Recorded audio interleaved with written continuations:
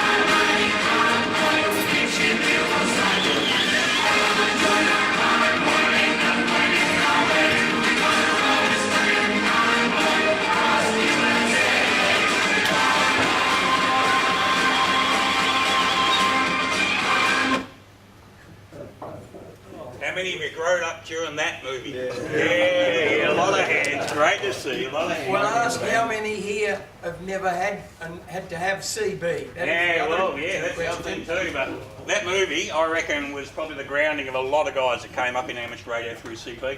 And there's certainly a lot of lingo that goes on in that. Okay, a lot of jargon. That's what we're going to touch on, some of the jargon stuff. All right, so there's a couple of things in there that we start off with.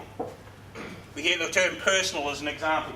Okay, again, I can't see, why not just say your name's Bob? But personal is in there. We spoke about ka-chunking before, okay, the idea of pressing the repeater down, okay, and not answering, just Dayton, apparently, I've never been to Dayton, but I understand Dayton is a shocker for ka-chunking. Everyone's standing out in the car park just pressing the button, right? Ka-chunking, activating the repeater. Pile-ups. We all love pile-ups, and likewise, there's some of the other things there, making the trip, okay? Jargon again, but we get it through and we successfully transmitting. And the ticket, all right? There's a ticket there. Yep, absolutely. Okay, so the question to you guys. I've got a little icon down the bottom there. What do you reckon that icon might be for another part of our language? What is it? It's a rubber duck. And what's a rubber duck? An antenna. And if I can open these, which Barry will do, whoever's an antenna, hopefully, we'll get the prize. Okay, dead right, rubber duck.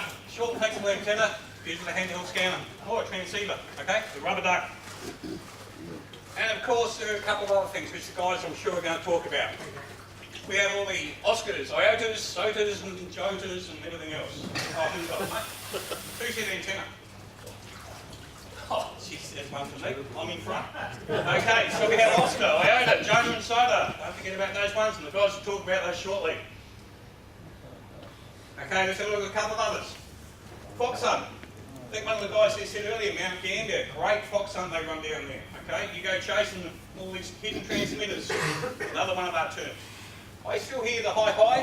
I know Andy and a couple of the guys on the drive time net certainly use hi-hi. I think Matt Cook, I think, is another good one of that, hi-hi. Okay. So hi-hi is another one. Came effectively from Morse code, by all the dots and the bits, apparently. And I handed Andy up there, I can tell by the smile on his face. Hamfest. Adelaide Hills do a great Hamfest, you know about that. Okay, the buy and sells. At Handle, the operator name. I don't hear that too much these days. But certainly it's an old hand-me-down from the CD days again, as you saw in the movie. And amateurs, some of the old amateurs, certainly some of the DX guys, certainly still use the term handle. Okay, so, are you ready for this one? What do you reckon that might be? Oh, who said that? You said that? Okay, The boat anchor how are you there. guys? Wake up, what's up with you? Okay, boat anchor, slang for a large, heavy, usually old radio, and 10 minutes restore. Alright, Phil down the front here. SRP, definitely the one who does a lot of that stuff with historic guys. Okay, boat anchor. Then we have the old usual numbers, don't we? I'm not going to talk about 10 codes and Q codes and all those other things we have that are written in the core books that we follow. Okay, but we certainly have a few numbers. 88 is hundreds and kisses. We don't hear that one terribly much over here, which is probably good, I don't know. Then there was 33s. But the main one we use all the time is 73, isn't it? Right? We all use 73 or 73s. Best regards, it's used in phone and also in CW. Okay, so 73, and it generally goes towards the end of the contest or end of the contact, as most of us know. All right. There's actually a publication, as I think Trevor may have said, I think earlier during his talk. It was actually meant initially to mean I loved you, okay, or I loved you, okay. But then it got changed, and that was back in 1857, as you can tell, fair way back. But it then got changed to generally a friendly word between operators to say, see you later sort of scenario. All right, so 73, definitely out there. Let's have a look at a few more. A couple there, dupe. Generally that's a record, a duplicate copy of a record, or something you've got. There's certainly a lot of electronic logging programs that we use in contesting, which Stuart will probably talk about shortly, where the electronic side of the house will say, hey, this is a duplicate. Okay, a duplicate copy or a duplicate of the QSO that you've had. So dupe is another one we hear. Hang time. Again, that's more of a repeater term just say, hang on, let's give it a bit of a time so the repeater can kick into gear again. You hear it on the callbacks, okay? When the guy's running the callback, take a break and the repeater either comes to a reset so it can listen to it again. Generally that's for the hang time. Rag chewing, that's another beauty. We all do that really, really well. Okay, a lot of rag chewing goes on, which is basically an informal chat between the radio operators. And I think one of the guys spoke about rag chewing before, I think they about rag chewing. One you should have known as a result of either your F-call or your stamp licence is that grey line. Okay, the grey line, it's that part that goes around the earth. It's a great time to get on the air. Okay, it's during that grey line when it goes past you, because propagation is really good during that part of the time. The grey line's another one. Okay, so you'll wait with bated breath here to see who gets the Milky Way. Okay, what do you reckon that one is? Elmer. Hey! Sorry, John, beat you all. Elmer Fudd. Elmer. What's an Elmer, John? It's an amateur who provides a mentoring service to a newer amateur. Absolutely. I know when I joined Northeast Club, Northeast Radio Club, I know Trevor ATQ. It was great for me. Okay, gave me a great hand in getting into the hobby. Gave me a lot of his experience, which I could actually use. All right, so that was fantastic. But yeah, so that's Elmer. Okay, and basically it's a slang for a person who helps newcomers get or started in amateur radio. All right, I'm sure there's a lot of you guys here that are public illness, helping a lot of the F-calls and the new guys coming through, helping them settle into the hobby, which is fantastic. Can't do without it. It's used a lot in America, in the States. All right, so they're really big in the States. But Elmer is what that one is. So well done, John. Thank you for your help on that one. A couple of others. Having QSL. Okay, there's a program on the system called QSL where we record electronically all our QSL cards now. And I'm sure Stuart will probably pick up on that. I'm not too sure he is. So we'll talk about that later. Homebrew, which is another term. Build your own equipment. Finals. A couple of issues for here. Firstly, we talk about our finals are absolutely knackered on the back of our radio because we put our 500 watts like Dave has through his CD radio and probably blown the finals. But it's also a term that talks about, at the end of the conversation, this will be my final, or this will be my last over, or my last transmission with you. Okay, so that's generally what the finals are. Antenna farm. Who's got an antenna farm here? Yeah! Oh boy, we come to you guys, I'll tell you what. Antenna farm. Okay, I dream of one of that at Golden Grove. Currently I've got a squid pole with a bit of wire up it. I love an antenna farm. Okay, huge ways where heaps of antennas, different types, rotators, all that sort of stuff. I can be North Pole, long path, short path. I can't, but I'm sure some of these guys can. It's great to have an antenna farm. Barefoot, again, as you heard Dave say there a short time ago, he certainly wasn't running barefoot with his CB, all right, in those days. It really is transmitting with more power, okay, with a linear, more output. So that's another one. Cans is a beauty too, although Dave did have a couple of cans on his presentation there. Cans is really the headphones, okay? If you put your cans on, it's an old term coming through again from the stereo sort of phononic industry, you know, the audio industry. So cans, headphones. Okay, I think this might be your last chance, maybe. Might be your last chance.